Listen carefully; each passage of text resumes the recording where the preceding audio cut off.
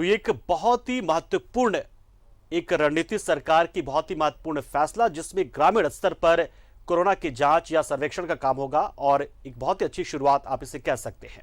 हमारे साथ जुड़ रहे हमारे सहयोगी विपिन उपाध्याय, जिन्होंने इस पल के वो गवाह रहे और काफी हद तक उन्होंने चीजों के बारे में जाना कि कैसे रणनीति आगे रहेगी। इसी को लेकर इनके साथ हम चर्चा करेंगे। विपिन, एक बहुत महत्वपूर्ण ये फैसला सरकार का, जिसमें ग्रामीण स्तर पर कोरोना के संक्रमण को रोकने के लिए टास्क फोर्स का गठन कर दिया गया है, लॉन्च किया गया है।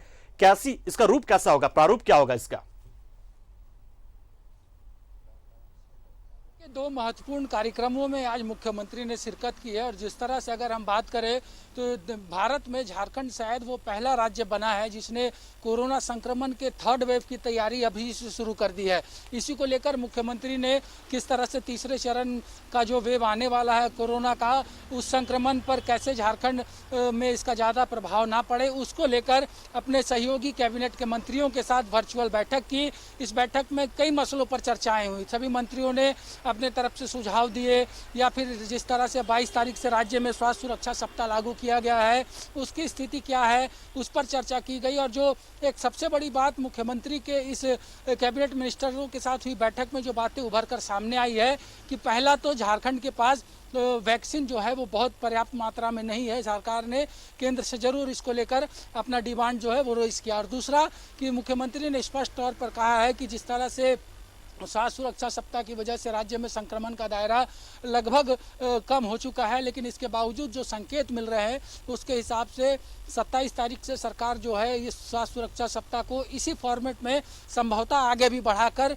बरकरार रखना चाहेगी, ताकि जो जिस तेजी से झारखंड कोरोना संक्रमण से मुक्त हो रहा है उस पर राज्य सरकार को फायदा हो सके। और जो सबसे बड़ी बात है कि सरकार की जो एक चिंता है कि शहर को तो हमने कंट्रोल कर लिया है, लेकिन जो ग्रामीण इलाका है तो ग्रामीण क्षेत्रों में किस तरह से संक्रमण के फैलाव को रोका जा सके, इसको लेकर भी सरकार ने आज रूरल कोविड टास्क फोर्स की शुरुआत कर दी है, जिसके तहत जो सखी मंडल के लोग हैं, जो आंगनबाड़ी की सेविका सहायिकाएं हैं, उन लोगों को सरकार की तरफ से थर्मामीटर के साथ साथ ऑक्सीमीटर और फिर जो हल्के फुल्के बुखार की जांच के लिए जो तमाम चीज़ें होती है उसको लेकर भी जागरूक किया जाएगा और ज़्यादा से ज़्यादा टेस्टिंग किस तरह से ग्रामीण इलाकों में कराया जा सके, इन तमाम चीज़ों को लेकर एक रोड मैप सरकार ने तैयार किया। और उसी रोड मैप के जरिए जिस तरह से 22 अप्रैल से लेकर अब तक राज्य ने कोरोना के संक्रमण को मात दी है, ठीक उसी तरह से आने वाले समय में भी, ताकि जिस तरह से अब सेकेंड वेव का प्रकोप कम से कम झारखंड में कम होता जा रहा है, उसी कड़ी में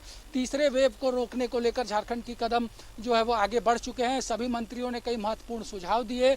जिस तरह से अगर बात करें तो राज्य के स्वास्थ्य मंत्री बन्ना गुप्ता ने ई पास की में थोड़ी बहुत सहूलियत करने की नसीहत मुख्यमंत्री को दी है। इसके अलावा जो स्वास्थ्य सुरक्षा सप्ताह चल रहा है उससे होने वाले फायदे से भी मुख्यमंत्री का ध्यान आकृष्ट कराया है और साथ ही साथ कई अन्य महत्वपूर्ण वैसे विषयों जिससे कि कोरोना के संक्रमण के चैन को तोड़ने में राज्य की सरकार को लाभ पहुँच पाएगा, उन तमाम चीज़ों पर भी आज की मुख्यमंत्री की इस वर्चुअल मीटिंग में चर्चा हुई है। जी पंकज।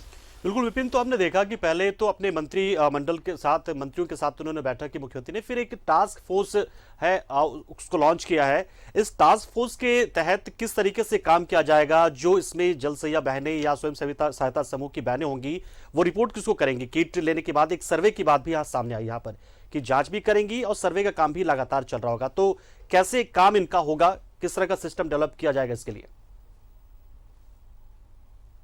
ये देखिए ग्रामीण क्षेत्रों में क्योंकि अब तक जो बातें उभर कर सामने आई है कि लोगों के अंदर एक तो वैक्सीनेशन को लेकर जागरूकता की कमी नजर आई है।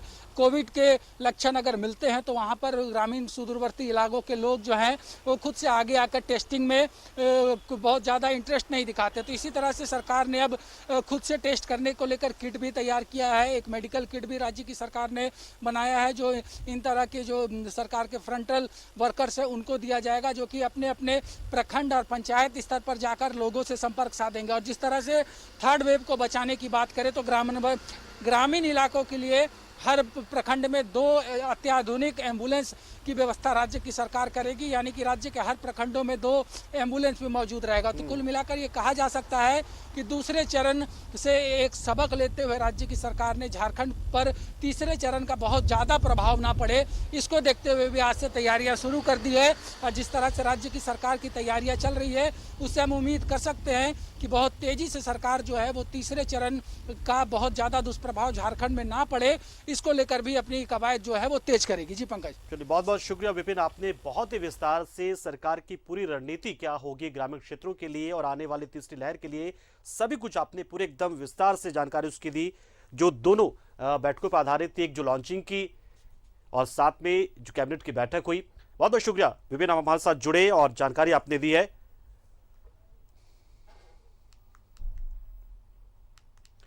रामगढ़ से